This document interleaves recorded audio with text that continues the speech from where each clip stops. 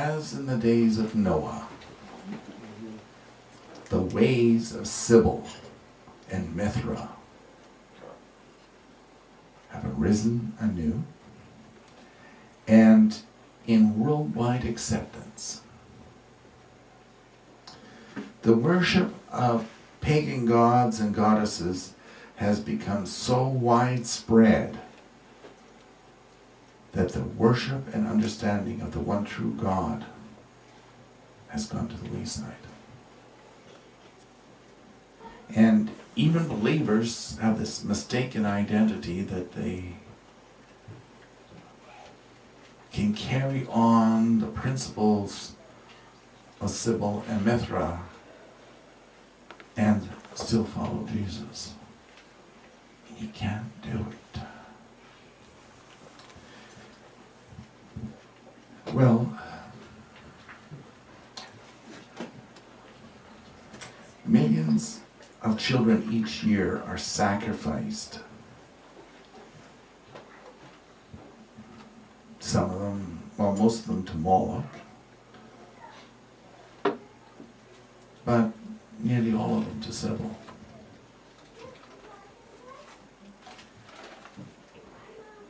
And the so-called Christian society, they are put into a position where they have said, well, this is just and acceptable by one's, neighbor standards. And what these doctrines of Sibyl that has become so widespread was the destruction of males, of manhood and fatherhood.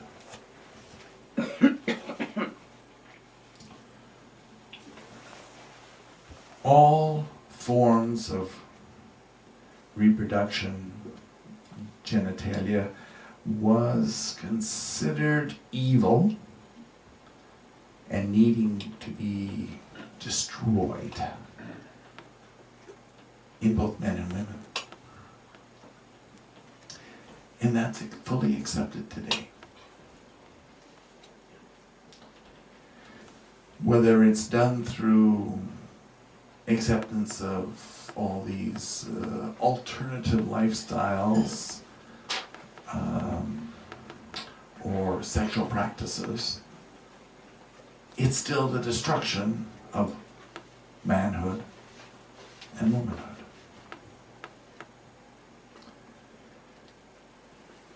But even the names of these body parts was considered evil in ancient times.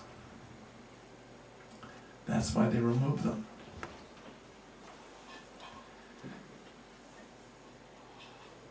They were considered evil, perverted, and condemnable. And this has re-arisen in today's society.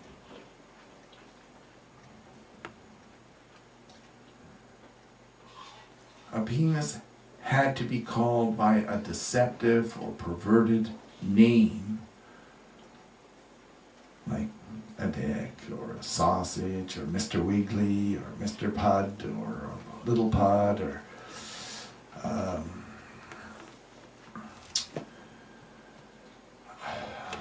some even called it a lily, and a lot of other silly names. All because a curse and a rejection of part of the temple of God was established.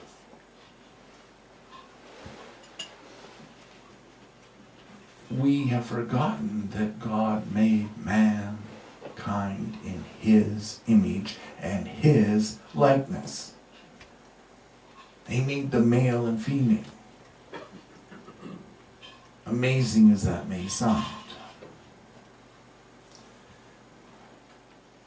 A virgin has been given so many rude, crude, and perverted names that most people do not know its proper name.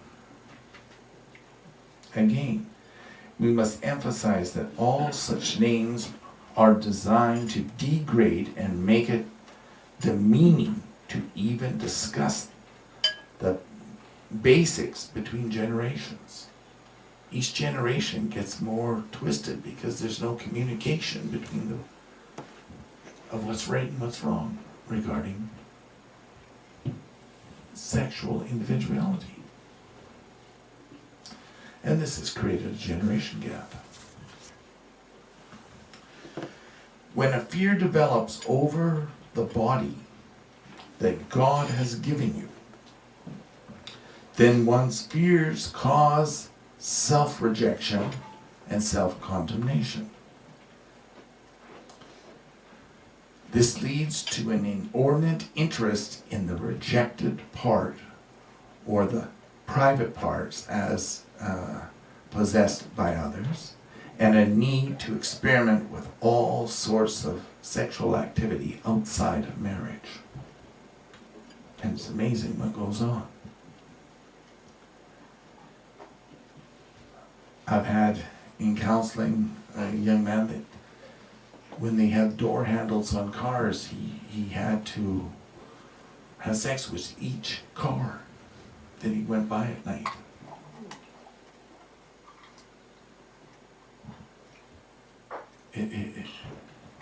He had to be sexually involved with it.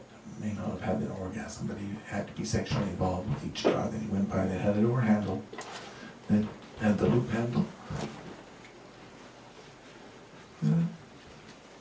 But that's part of this new generation. Since the rise of women's lib, young boys are taught to reject and be offended at their penis. Offended by it. They are not taught to respect it, but to be ashamed of it, to reject it. And in most cases, they're not even taught the proper name of it. Weird names are used.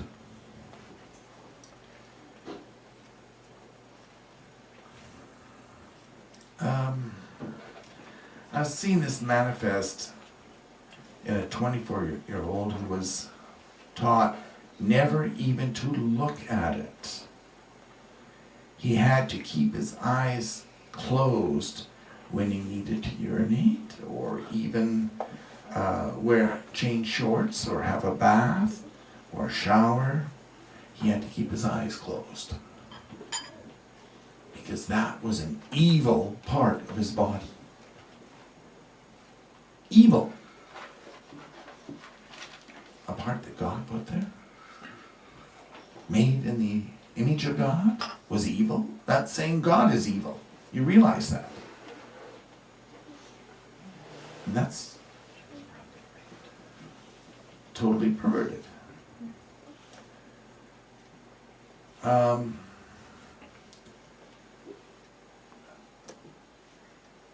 Even to change his clothes, he had to go get a towel and wrap it around his waist to change his clothes.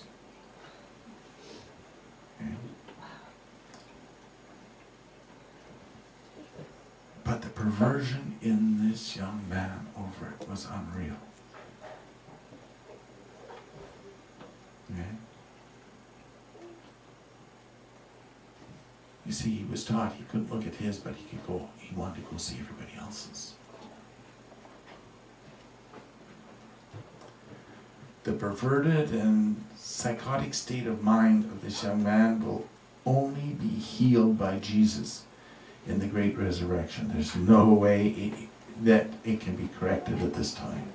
There's no known way to break through once this doctrine of Sibyl has been so established in a person.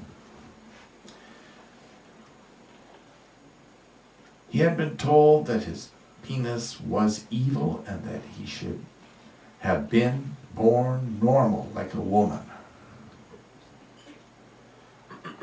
He could not even properly identify it or speak the proper name out loud without being fearful of retaliation and condemnation.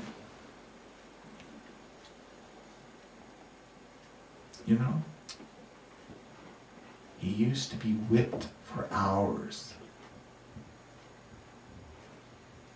if they thought he went to pee in the bathroom without keeping his eyes closed. Just brutally whipped when he was young. Did he have a father? He must have. Had a father, but I don't know whether he ever seen him. He was punished from very young if he even got an erection. And his mother found out about it. She just punished him and punished him and punished him. His sisters were always treated special, and no matter what they did, he was blamed and punished because of his penis. Must have caused the problem. And that's sick. Or the mother. But she was a former nun. Oh, yeah. Okay? And the nuns come right out of the Sibyl religion. Same as the priests. That's why they don't marry. And they're the advocates of it worldwide. That part of who you are, you have to deny. Which means you have to deny your identity in Jesus and that you can belong to the God family. You have to deny that when you take this up.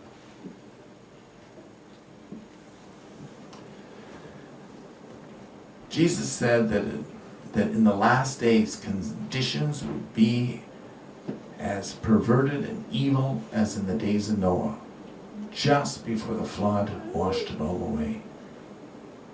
Well, it took the flood to have to wash it clean after that series of perversions.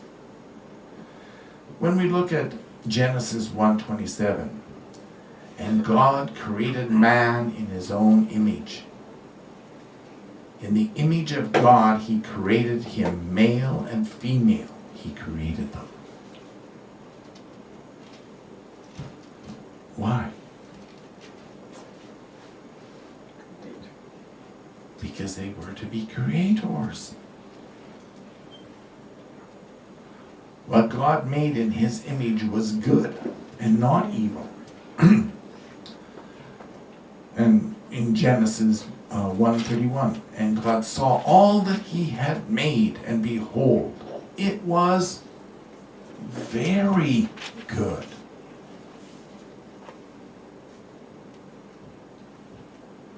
Now that's God speaking. He called the human body and the way he designed it very good. He didn't say it was very evil and you have to remove the parts. He didn't say to be offended by it.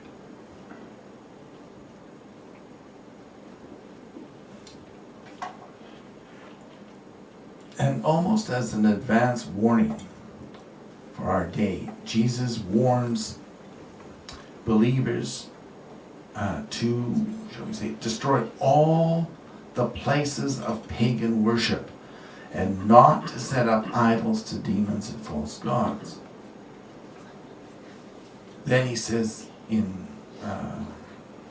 Deuteronomy 12:8, you shall not do anything of your past traditions, for as of today you must stop doing what is right in your own eyes.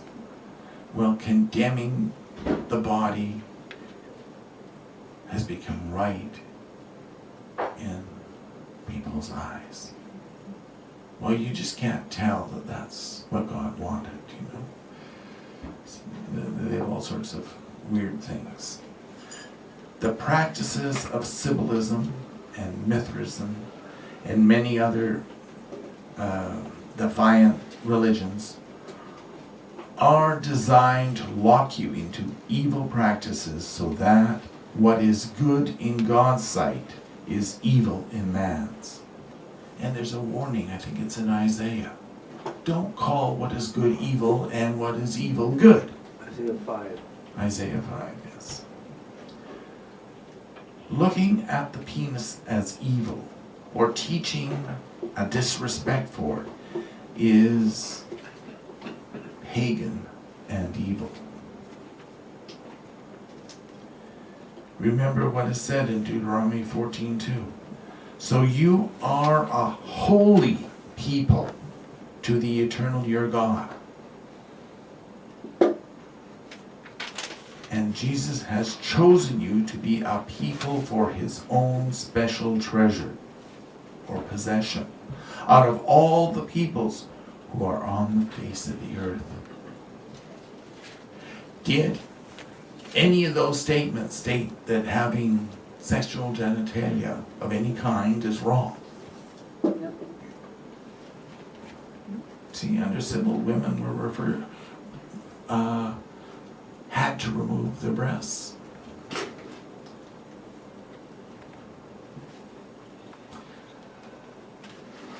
"12 young men were chosen, one for each month of the year, to rip their scrotum and testicles off and throw them in somebody's window, and it was considered they would be blessed with Easter eggs for the year, and that year would be a blessing into that family to receive these. And because the males would be hopping around in pain and bleeding, they didn't live very long. They were called Easter bunnies, and who laid the Easter eggs that everybody cherishes.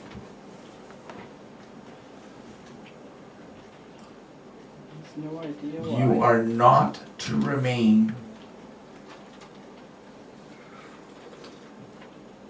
shall we say, bound to ancient traditions of symbolism. You were not made. Your body was not made for evil, it was made for good. You were not to be mutilated, made invalid from one gender to the other, or a disgrace of fears over your own body, or your calling, because your body is to be the holy temple of God the Father, of Jesus, of the Holy Spirit. Acknowledge it. Learn to love it, like it, and love it. Because anything that devalues it stops you from absorbing your identity in Jesus. And it makes you a malcontent person.